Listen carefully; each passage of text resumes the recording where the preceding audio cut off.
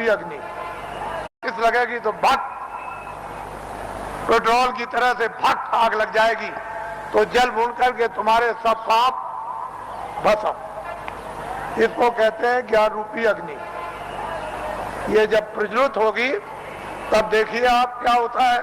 तो हम तो ये वो दिन आपको बताना चाहते हैं कि स्त्रियां भी और पुरुष भी यहीं से बैठकर दिन में काम करेंगे और रोज स्वर्ग में जाएंगे, वैकुंठ में जाएंगे, उधर देवी देवताओं का दर्शन करेंगे और वहां ब्रह्मा विष्णु महादेव उनका भी दर्शन करेंगे और उसके ऊपर भी जाएंगे और रोज लौट करके चले आएंगे और खेती भी करेंगे, दुकान और दफ्तर का भी काम करेंगे और शाम को बच्चों की सेवा और बैठ जाएंगे और फिर निकल जाएंगे।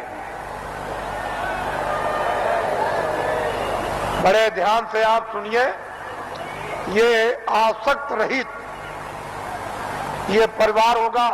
जैसे राजा जनक थे, उनको राजकाज आदेश का पालन करना था, उसको कोई मोह ममता नहीं थी, निर्लेप थे, जिसको कहते हैं विधेय। कोई आसक्ति ना हो उनको, उसको विधेय। उनकी जीवात्मा जाग गई।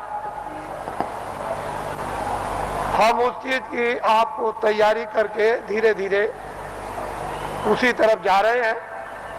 ये तैयारी हो जाए और इतनी प्यास लगेगी कि तुमसे उस समय ये कहा जाएगा कि तुम लोग प्रधानमंत्री बन जाओ, तुम मुख्यमंत्री बन जाओ, ले तुम राजा बन जाओ और तुम ये बन जाओ, तो तुम फौरन फेंकोगे कि हमको नहीं बनना की जरूरत, हमको नहीं, हमसे ये काम नहीं हो सकता। अरे भाई वो चीज तो कुछ और है, तो यहां मरे जा रहे हो वैसे ही बेमतलब। अरे महात्माओं के पास आकर के कुछ काम करो तो कुछ काम भी हो जाए, महात्माओं के आदेश का पालन करो, दुनिया सब समझ में आ जाए, गृहस्थ आश्रम भी, समाज भी और देश भी समझ में आ जाए और तुम सब लोग निर्लेप रहो और शरीर का, परिवार का, सब तरह का क्षणिक सुख भी ले लो और आत्मा को जगा करके सच्चा आनंद प्राप्त कर लो। असली काम क्यों नहीं, नकली में फंसे फंसे फंसे फंसे। और ये जो नशे चढ़ा रखे आपने, एक नशा, कितने नशे तुमने चढ़ा रखे, और नशों को जो आपने चढ़ा रखा है तो किस तरह से तुम बदहोश हो, होश ही नहीं, कुछ होश नहीं है। तो इसलिए आप थोड़ा सा समझ से काम लो, बुद्धि से, और जाग करके संदेश सुनो, सो करके मत सुनो। वही मनुष्य है जो जाग करके सुनता और फिर वो अमल करता है। जैसे वस्त्र पहन लिया तो ठंडी दूर हो जाएगी, गर्मी दूर हो जाएगी, बरसात की हवा नहीं लगेगी। लेकिन जब तुम उस वस्त्र का अमल ही नहीं करोगे, वस्त्र पहनोगे नहीं, शील क्षमा संतोष विरय विवेक ये एक वस्त्र है जो पहन लिया जाता है, तो काम क्रोध लोभ मोह अहंकार पता नहीं किधर चले गए। अभी आपने इसका वस्त्र पहना तो आपको क्या मालूम होगा कि वस्त्र कपड़ा कैसा होता है। तो आप लोग आज, क्योंकि बहुत से लोग सुबह भी आ गए, रात को भी, नामदान तो कल हुआ था, ये नामदान सर्वोपरि दान है। इसको ऐसा मत समझिए, वक्त और समय आएगा तो लोग बहुत भटकेंगे इसके लिए।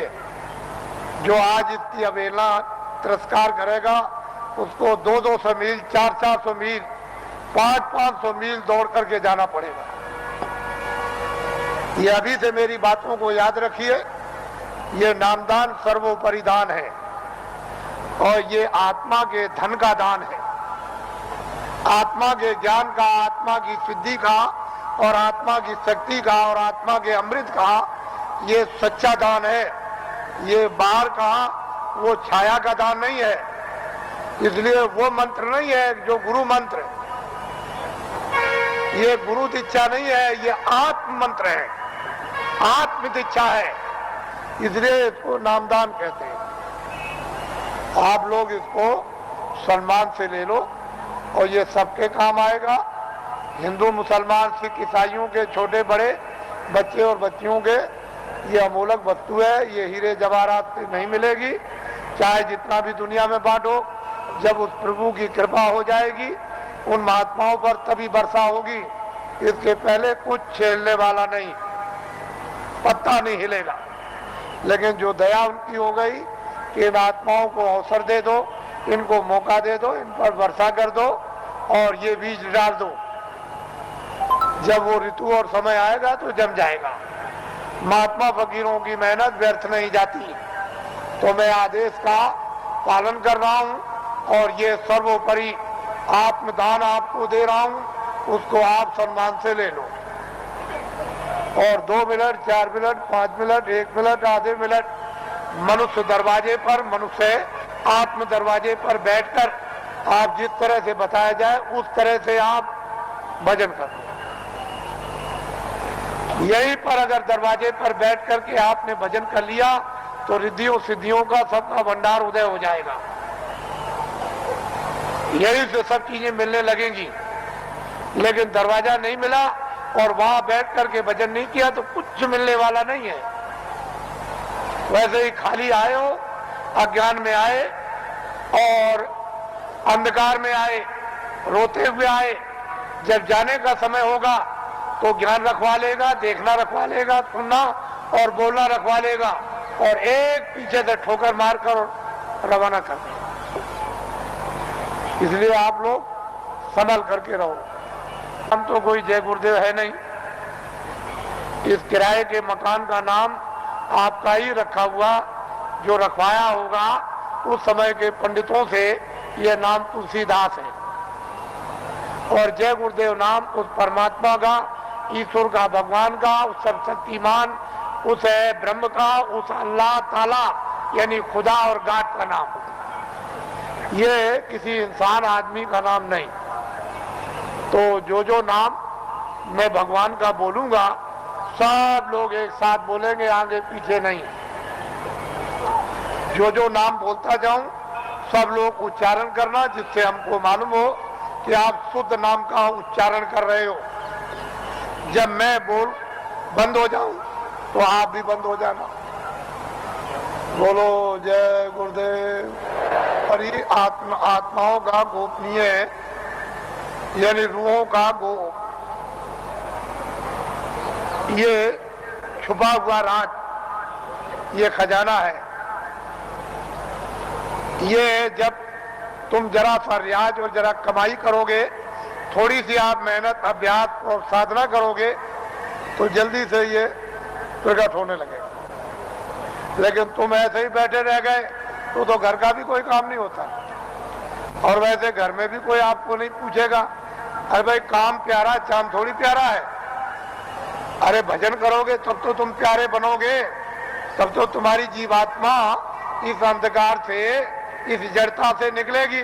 लेकिन भजन नहीं करोगे तो कौन किसको प्यारा? पति स्त्री को जवाब देता है, स्त्री पति को जवाब देती है, माँ बाप बच्चे को जवाब देते हैं। चाम नहीं प्यारा, काम प्यारा। अरे बातें प्यारी नहीं है, साधना और भजन और प्यारा है। इसलिए थोड़ा तुम भी मेहनत करो, हम भी, दोनों की मेहनत से ये हो जाएगा, काम पूरा हो जाएगा। आज गुरु महाराज का ये उनका पुण्य, जो संकल्प यहाँ छोड़ गए हैं, जो आशीर्वाद और आदेश जो दे गए हैं, ये सब उनकी चीज है। हमारे पास कुछ,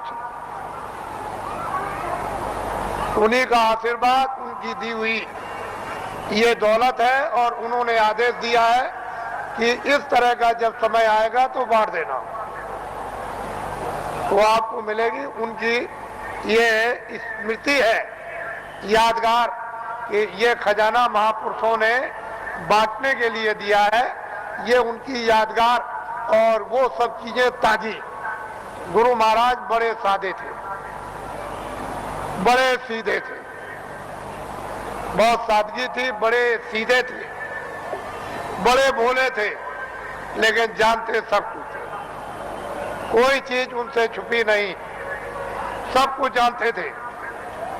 और उन्होंने ये संकल्प, तो उनका ये संकल्प है कि जीवों को बहुत लाभ होगा। रूहानियत का, आध्यात्मिकता का आगे सब लोग तैयारी करो, भंडार खुलेगा और सब लोग उस भंडार में प्रवेश होंगे और असली खजाने की लूट होगी। लोग लूटेंगे अपनी अपने दामन, अपनी अपनी झोली, नेत्रों की झोली, नेत्रों का दामन, दिव्य नेत्र की झोली और दिव्य नेत्र का दामन फैलाकर और माल की, अद्भुत माल की, दैविक माल की, वो खजाने की यानी लुटाई होगी। और हीरे जवाहरात ये उस लुटाई के सामने कुछ नहीं है। वो चेतन हीरे, वो अमृत के हीरे ऐसे बरसेंगे जिसको ये सब के सब इस मनुष्य रूपी मंदिर में अपनी आंखों से वो लुटाई होगी कि जो वर्णन में नहीं आएगी। आपको क्या मालूम है कि आकाश से क्या वर्षा हो रही है? तुमने अपना दरवाजा ही बंद कर रखा तो वर्षा क्या पता चलेगी? अरे दरवाजा तो खोलो, मुंह तो खोलो, तब वर्षा मालूम हो कि कैसी वर्षा हो रही है अखंड। महात्माओं ने जो कुछ भी वर्णन किया है वो कटु सत्य है, उसमें जरा सा भी कोई गुंजाइश नहीं। तो ये उनकी पुण्यतिथि है और उन्हीं के संकल्प का ये आपको प्रसाद। वो तो देने का एक आधार तो चाहिए, तो कोई आधार आपको, जो आधार है वो आपको दिया जाता है कि इससे काम लेंगे अपनी व्याधियों में, परेशानियों में। कभी कभी ऐसा भी होता है कि हे मालिक हमको कुछ नहीं चाहिए, जितने दुख हमारे कर्मों के हों वो जल्दी से जल्दी हमको दे दीजिए, लेकिन प्रार्थना यह है कि बर्दाश्त जरूर दीजिएगा और हमको आत्मधन लुटा दीजिए। तो इसलिए भी आत्मधन की लूट के लिए भी प्रसाद खाते हैं, ये तो मुख्य चीज है।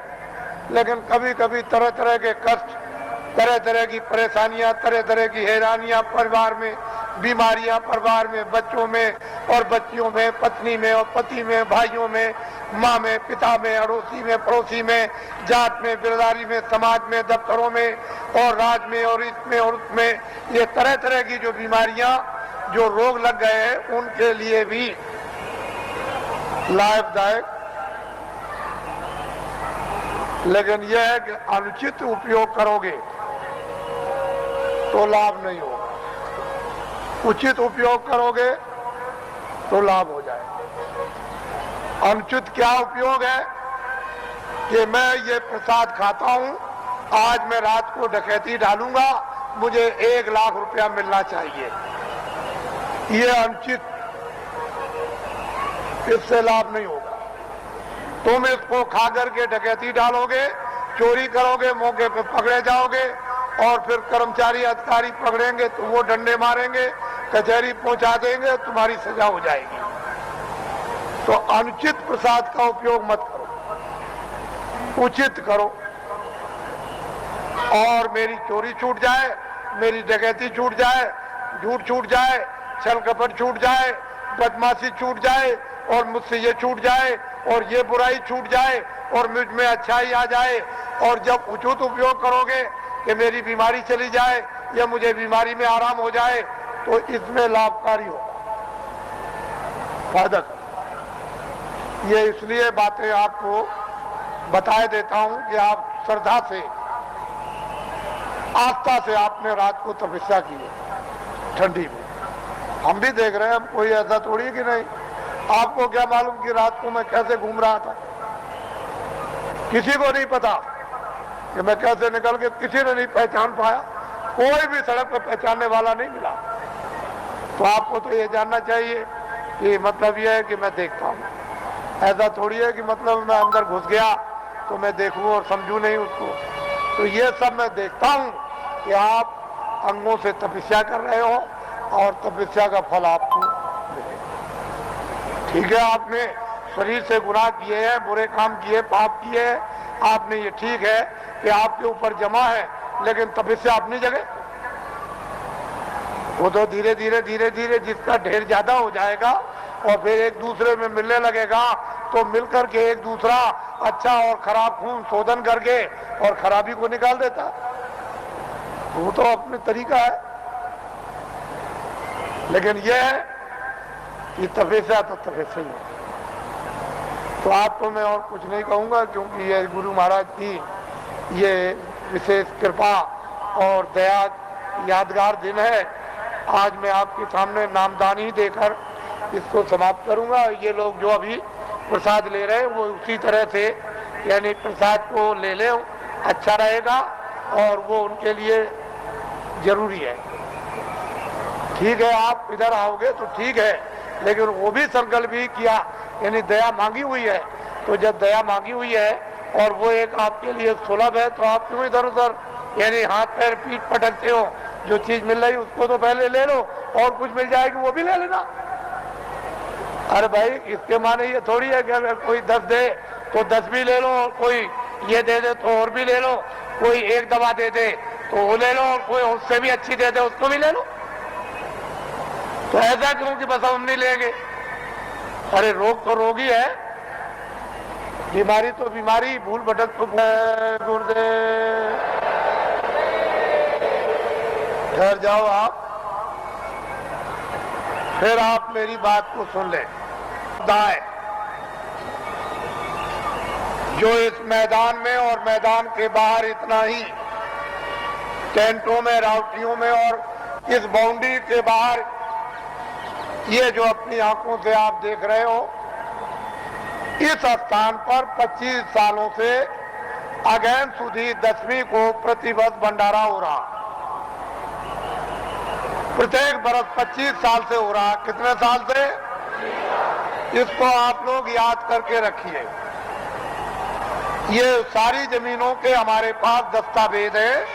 हमने इन जमीनों को उस समय पर खरीदा है जब 150 रुपए एकड़ जमीन हमको यहाँ मिली। इस जमीन की कोई भी पूछ किसी तरह की नहीं थी। 200 रुपए एकड़, 400 रुपए एकड़, 500 रुपए एकड़, यानी 100 डिसमिल का एक एकड़ होता है। तब की हमारी जमीन, यानी हमने इसको 64 में लिया था। 25 सालों से भंडारा हो रहा। जहां इतना बड़ा जन समुदाय मानव बात को समझने के लिए, इस देश की संस्कृति को समझने के लिए और मोहब्बत और प्यार को जानने के लिए, राष्ट्र और मानव की सेवा खिदमत करने के लिए जिस स्थान पर इतनी बड़ी शिक्षा दी जाती हो और सभी जनहितों के काम जितने हो वो सब किए जाते हो, तो आप लोग बुद्धिमानी से काम लो। इसमें आप लोग अपनी भावनाओं का सहयोग दो